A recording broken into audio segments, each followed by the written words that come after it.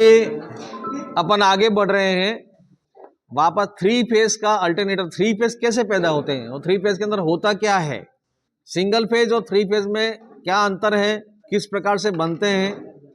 Single phase अगर है तो अल्टरनेटर मतलब जो अपना प्रत्यावर्ती धारा है, नॉर्थ और साउथ दो पोल है ना, दो पोल के बीच में एक कॉइल ऐसे चलती रहती है और सिंगल फेज बनता है।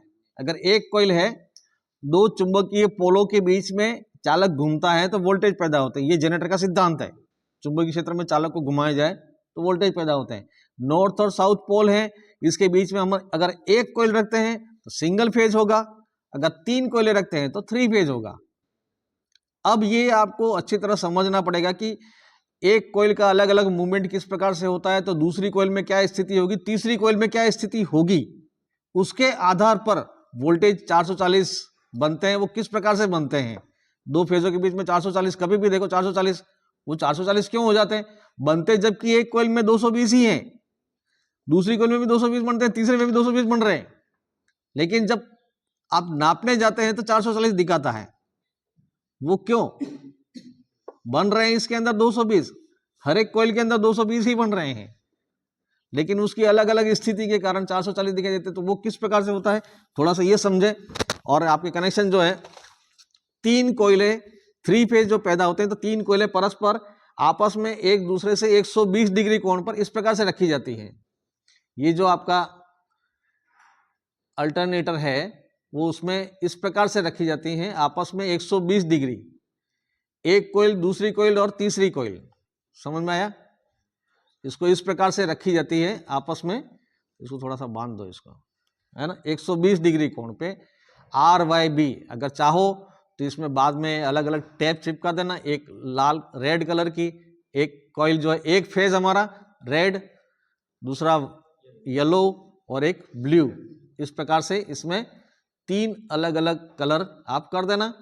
ये हमारा जो थ्री फेज जो पैदा होता है जनरेटर, उसके अंदर इस प्रकार से कॉइलें होती हैं आपस में एक दूसरे से 120 डिग्री कोण पर। अब यहाँ पर थोड़ा ध्यान देना है, 120 डिग्री एक कोइल ये है तो इससे 120 डिग्री पर दूसरी, उससे 120 डिग्री पर तीसरी, ऐसे तीन कोयले आपस में,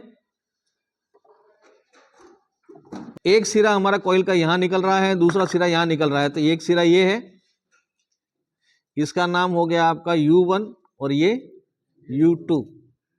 जब हमारी कॉइल चुंबकीय पोल के समानांतर होती है उस समय अधिकतम वोल्टेज बनते हैं।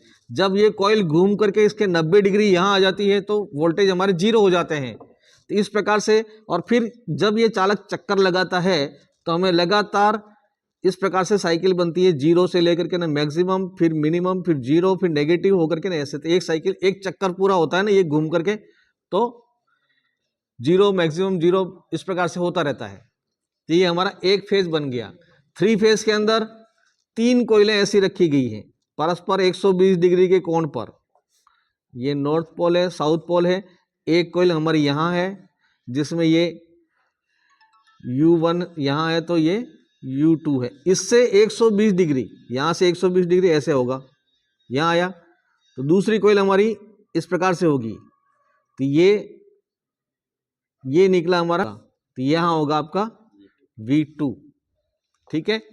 फिर तीसरी कोयल जो इससे 120 डिग्री, इससे 120 डिग्री, आपको थोड़ा सा जब ये बन जाएगा उसके बाद थोड़ा अटपटा सा लगेगा कि ये यहाँ से तो ये 60 डिग्री हो जाए, 120 डिग्री तो ये है, लेकिन पहली कोयल का सिरा स्टार्ट वाला यहाँ रखेंगे, फिर 120 डिग्री वाला सिरा यहाँ होगा, ये U1 होगा, V1 होगा, और W1 कहाँ होगा, यहाँ होगा, ये आपका W1 होगा और ये आपका W2 होगा। तो ये सिरे इस प्रकार से, पहला सिरा U1, दूसरा W2, तीसरा V1, ऐसे अलग अलग निकलेंगे आपका। इसमें ये U1, V1, W1 ऐसे नहीं, तीन कोयले तो हैं लेकिन एक सिरा यहाँ है, दूसरा सिरा यहाँ है, तीसरा सिरा यहाँ है, ये 120 डिग्री के कोण पर है। अब जब हमारा वोल्टेज इसमें इस कोयल में मैक्सिमम था, इस स्थिति में R फेज में ये है, Y फेज में ये होगा, तो B फेज में क्या स्थिति रहती है। अभी मान लो ये कॉइल इस प्रकार से रखी गई है, तीनों कोयलों की स्थिति नॉर्थ और साउथ पोल के बीच में इस प्रकार से पड़ी हुई है कोयलें, तो जब एक कोयल में तो मैक्सिमम बन रहा है, ये U1 वाला फेज हो गया।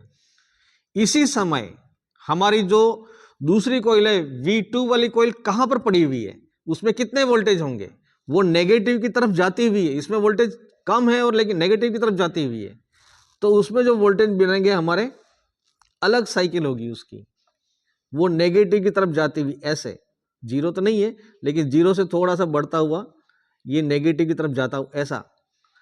ये हमारा वाई फेज की साइकिल इस प्रकार से बनेगी और बी फेज की जो है वो वापस जीरो से होता हुआ यूं ऐसे इस प्रकार से बनेगी, ऐसे ऐसे साइकिल बनेगी। मैक्सिमम मान तो सबका 220 220 220 ही है, लेकिन टाइमिंग अलग अलग है, अलग अलग टाइम पर बन रहे हैं वो वोल्टेज, अलग अलग टाइम पर बन रहे हैं। इसलिए किसी भी समय जब आप देखेंगे उस समय पर दो फेजों के बीच में वोल्टेज, एक में तो मैक्सिमम इसमें है तो दूसरे में ये नेगेटिव है, इसलिए इस टाइम देखेंगे वोल्टेमीटर तो हमारा 220 तो इसका दिखाएगा, 220 नेगेटिव, इन दोनों के बीच में देखेंगे तो 440 हो गया ना। वो पिक टू पिक मान कहते हैं, एक साइकिल में पिक टू पिक मान जो है वो 440 होता है। तो किसी भी टाइम पे देख लें कि हमारा जो थ्री फेज का इस प्रकार से है, तीनों कोयलों में अलग अलग साइकिलें बनती रहती हैं और सबका टाइमिंग अलग अलग है। किसी भी टाइम आप देखेंगे तो दो फेजों के बीच में जो वोल्टेज, एक में पॉजिटिव है दूसरे में नेगेटिव मैक्सिमम है, इसलिए दो फेजों के बीच में वोल्टेज 440 दिखाता है। बनते 220 220 ही है, लेकिन टाइमिंग सबका अलग अलग रहता है। अब इसमें जैसे कनेक्शन जो करने हैं, एक कोयल ये आपका U1 और ये जैसे अब अपन इसकी वाइंडिंग के बारे में समझें। हमारा अल्टरनेटर है वो उसकी मोटर की वाइंडिंग या अल्टरनेटर में जो आर्मेचर रखा हुआ है, आर्मेचर में जो कोयले रखी हुई है ऐसे, तो उनके सिरों के किस प्रकार से होगा और कनेक्शन स्टार बनाते हैं तो किस प्रकार से बनाएंगे। अब यहाँ वो पर्चियाँ थी ना, ये नहीं दिख रहा है, ये इसमें है आ रहा है। अब सपोज करो ये वाला हमारा ये U1 है, ठीक है, ये U1 सिरा हो गया, तो इधर वाला U2 है ना, ये U2 हो गया। ये हमारे एक फेज की कॉइल हो गई, एक फेज की कॉइल के सिरे हो गए। तो फिर जब ये आपका U1 है तो V1 कहाँ होगा, इससे 120 डिग्री, यहां से निकाल कर इससे 120 डिग्री पर यहां पर ये आपका सिरा होगा आपका V1। अब आप लगातार दूसरी कॉइल में V1 नहीं लिखेंगे, जो कॉइल आपकी यहां है इससे 120 डिग्री, तो ये कॉइल अपनी हो गई V1 वाली कॉइल यहां होगी, ठीक है, ये V1 होगा। और फिर इसका दूसरा सिरा V2 ये होगा आपका, ये V2 हो गया। तो ये दूसरी कॉइल अपनी ये 120 डिग्री हो गया, क्योंकि पहली कॉइल यहां से 120 डिग्री। अब इससे 120 डिग्री कौन सी, ये, तो इसका W1 ये होगा, इसको लगा अभी छेद तो दोनों काट दिए इसका, ये W1 तो ये हो गया आपका W2, ठीक है, ये W2 हो गया। अब हमें समझना ये है कि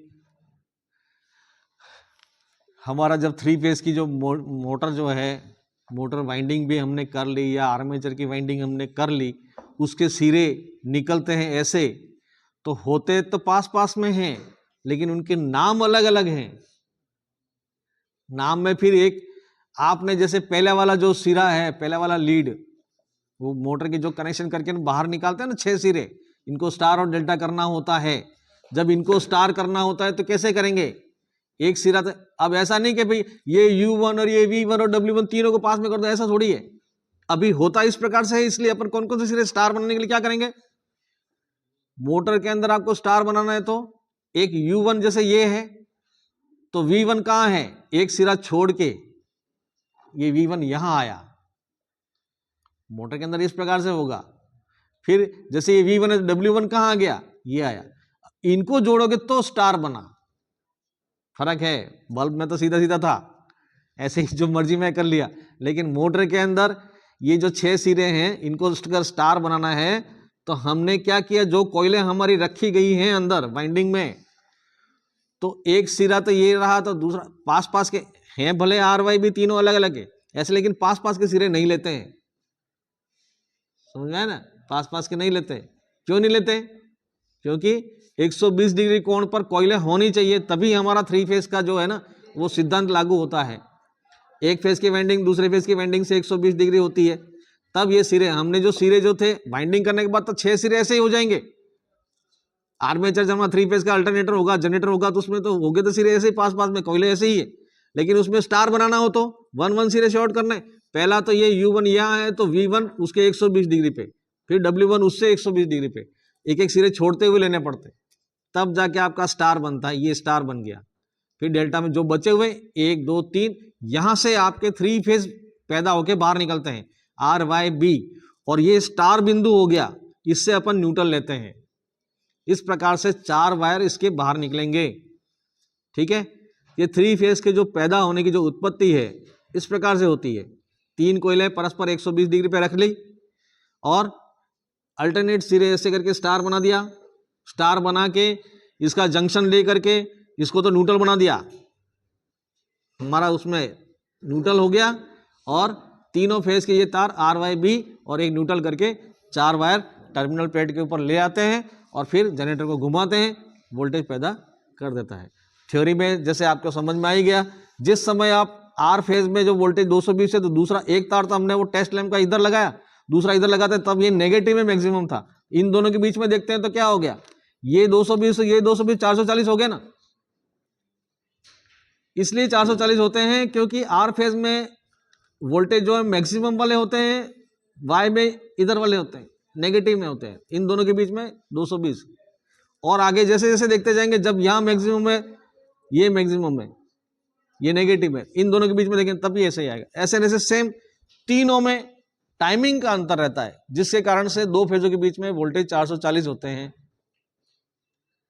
और कॉइलें इस प्रकार से जमाई जाती है परस्पर 120 डिग्री के कोण पर। ये क्वेश्चन आ सकता है।